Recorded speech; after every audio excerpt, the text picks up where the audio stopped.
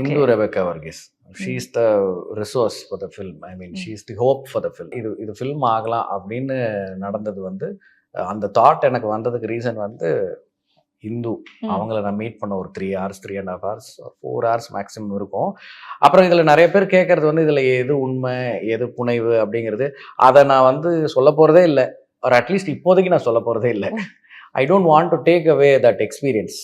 அது எல்லாரும் படம் பார்க்குறாங்க, பார்த்து முடிச்சதுக்கப்புறம் எப்போவாது ஒரு நேரம்னா அதெல்லாம் பற்றி விலாவரியா இது பேசலாம். அது டிலைட்டாக தான் அமையுது. ஸோ அந்த காஸ்டிங் ப்ராசஸ் உங்களோட ஜென்ரலாக எப்படி இருக்கும் சார்? காஸ்டிங் எனக்கு ரொம்ப ரொம்ப பிடிச்ச ஒரு ஃபேஸ். ஒரு படம் பண்ணும்போது நம்ம 2 ஃபிலிம் தான் பண்ணியிருக்கோம். அந்த 2 ஃபிலிமில் காஸ்டிங் யார் யாருன்னு உங்களுக்கே தெரியும். காஸ்டிங் வந்து என்னென்னா, casting generally foreign film makers they say casting is 50% direction னு சொல்லுவாங்க. பட் டிரெக்ஷன்னா main job is to we have to take a lot of decisions. ஒரு ஸ்டேஜ்லையும் டெசிஷன்ஸ் எடுக்கிறது தான் அதோட வேலையை. ஒரு டேக்கை ஓகே பண்ணுறது, ஒரு லொக்கேஷனை பார்க்குறது, ஓகே பண்ணுறது, சூஸ் பண்ணுறது. ஸோ ஃபைனல் டெசிஷன் சம்டைம்ஸ் 2 இருக்கும், 2மே நல்லா இருக்கும். 2ல் எதை சூஸ் பண்ண போகிறோங்கிறது ஸ்லைட் டிஃப்ரென்ஸ் தான் இருக்கும். ஆனால் அதில் நம்ம என்ன சாய்ஸ் எடுக்கிறோங்கிறது தான் will decide a lot of things. அது பேப்பரில் நம்ம 1008 சூப்பர் கதை வச்சுருக்கலாம், நல்ல மெட்டீரியல் வச்சுருக்கலாம், நல்ல ஸ்க்ரீன் பிளே வச்சுருக்கலாம், டயலாக்ஸ் செம்மையாக இருக்கலாம். பட் ஸ்டில் அது வந்து ஒரு நடிகர் வந்து நடித்ததுக்கப்புறம் தான் அந்த பேப்பருக்கு உயிரே வரும். இல்லைனா அது வந்து ஷெல்ஃபில் இருக்கிற ஒரு விஷயம்தான் அது. கரெக்ட். நீங்கள் எழுதின டைலாகே வந்து எப்படி போய் சேரப்போகுது அப்படிங்கிறது அந்த நடிகர் சொல்கிற விதத்தில் தானே இருக்குது. யா, எவ்ரிதிங். ஐ திங்க் அந்த கேரக்டருக்கு உருவமே ஒரு நடிகர் வந்துட்டு அப்புறம் தான் வரும். ஸோ அதனால் அந்த காஸ்டிங் வந்து ரொம்ப முக்கியம். அண்ட் இந்த படத்தில் வந்து சிவகார்த்திகேயன் லீட் காஸ்டா உள்ளே வந்தது வந்து ஒரு பெரிய ஒரு முக்கியமான ஒரு நிகழ்வு இந்த படத்துக்கு. ஏன் அப்படின்னா, ஸோ அதுக்கப்புறம் வந்து ஹோப் வருது ப்ராஜெக்டில். எல்லாருக்குமே வந்து ஒரு ஹோப்புன்றதோட ஒரு எனர்ஜி வருது. அதுக்கு முன்னாடி ஹோப் இருக்குது, பட் ஸ்டில் ஒரு எனர்ஜி வரும். நீங்க மனசுல நினைச்சிருந்தது சிவானா தானா? இல்ல, நான் போன படத்துக்கும் சரி இந்த படத்துக்கும் சரி இவங்க தான் நடிக்கணும்னு நினைச்ச கதை எப்பவுமே எழுதல.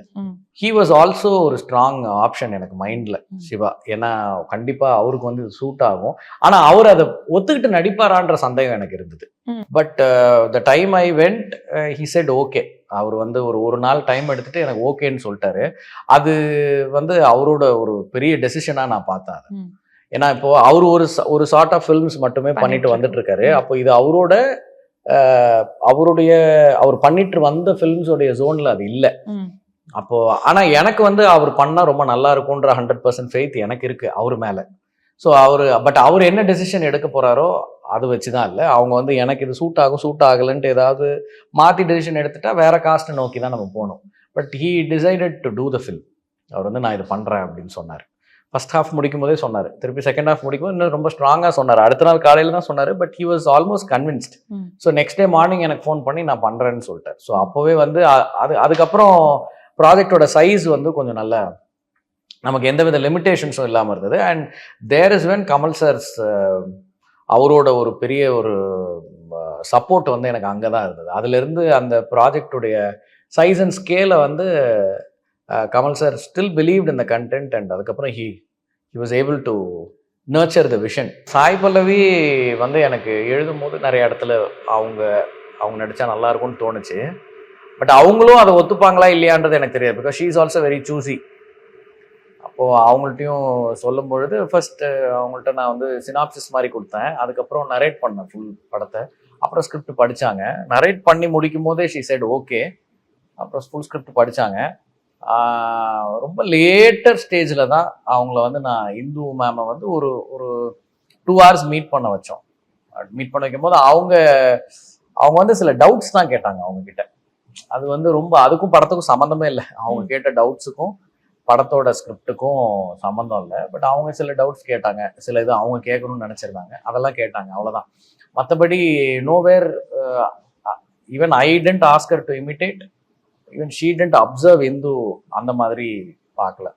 She had her own way of imbibing the character into her. And அதை அவங்க வந்து அந்த ஸ்கிரிப்டில் என்ன படித்தாங்களோ அந்த சீன்ஸை அவங்க பெர்ஃபார்ம் எப்படி பண்ணுவாங்களோ அப்படிதான் பண்ணாங்க. ஸோ இதில் அதே மாதிரி தான் நான் அவர் சிவகார்த்திகேயன் கிட்டேயும் எந்த விதமான இமிட்டேஷனோ இல்லை இவங்க கிட்டேயும் இமிட்டேஷன் அப்படிங்கிற மாதிரி ஏதோ அந்த மாதிரி